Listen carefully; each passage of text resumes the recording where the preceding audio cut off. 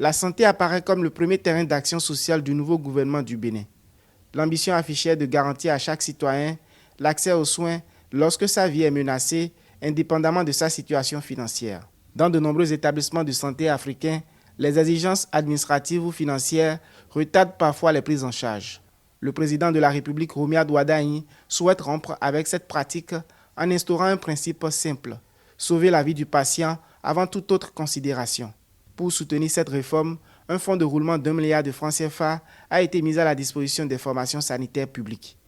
Les médicaments indispensables aux urgences vitales sont désormais prépositionnés directement dans les services d'accueil afin de réduire les délais d'intervention.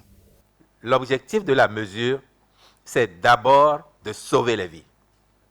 Que le souci du gain pour couvrir les soins qu'on va donner ne soit pas la priorité des agents de santé. Donc c'est assez clair. Et je suis heureux qu'il y en ait parmi vous qui se préoccupent justement de la question du recouvrement. Ça montre que nos consciences commencent à s'élever et qu'on ne pense pas que parce que c'est l'État, ce doit être la gratuité absolue. Et l'enjeu, c'est justement après de pérenniser ce mécanisme.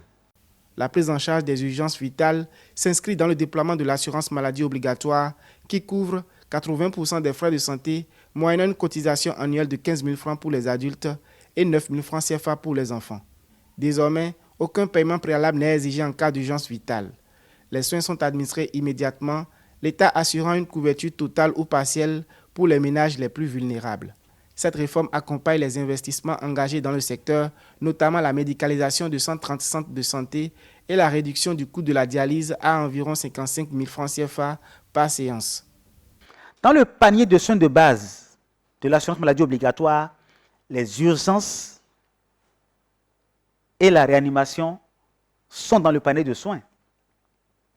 Les soins d'urgence et de réanimation sont dans... On n'a pas de vital là.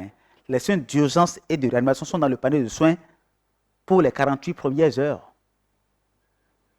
Mais vous voyez derrière le tiers payant à payer. Mais quand la personne sera prise en charge au regard de la mesure qui est en cours aujourd'hui par rapport à l'urgence vitale, quand il s'agit d'une urgence vitale, on ne lui demandera pas d'aller payer le tiers payant, les 20%, avant de lui faire des soins. On fait comme on a dit, et à la fin de son séjour, il va aller payer son tiers payant, ou les 20%. Donc voilà un peu comment va se structurer le futur par rapport à l'assurance maladie, par rapport aux consultations.